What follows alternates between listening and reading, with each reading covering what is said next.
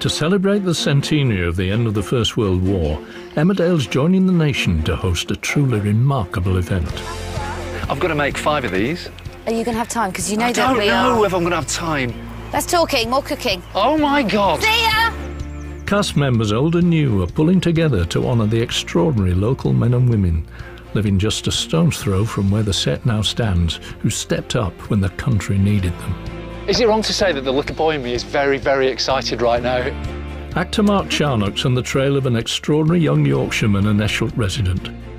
First World War cook, Frederick Brocklehurst. There's more to this guy than meets the eye. Oh yeah, far more.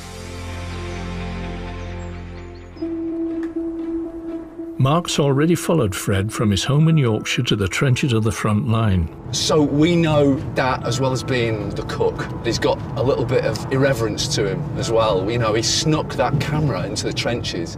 He's posing for pictures. He's got something about him that I immediately like. And now he's heading back to Bradford to see if Bob Richardson can help him discover what happened next.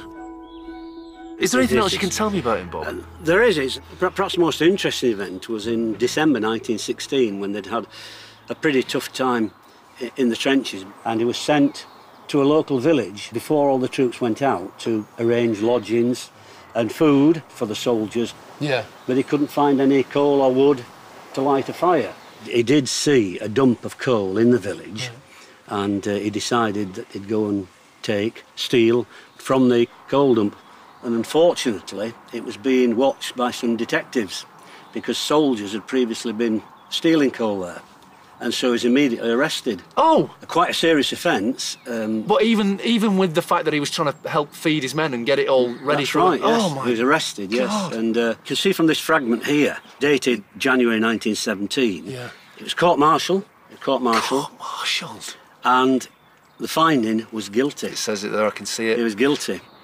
Immediately, the phrase court-martial makes me think of a firing squad. This is only a fragment, and I think perhaps you need to get some more information. Oh, go there, yes. Bob, don't leave me hanging like this.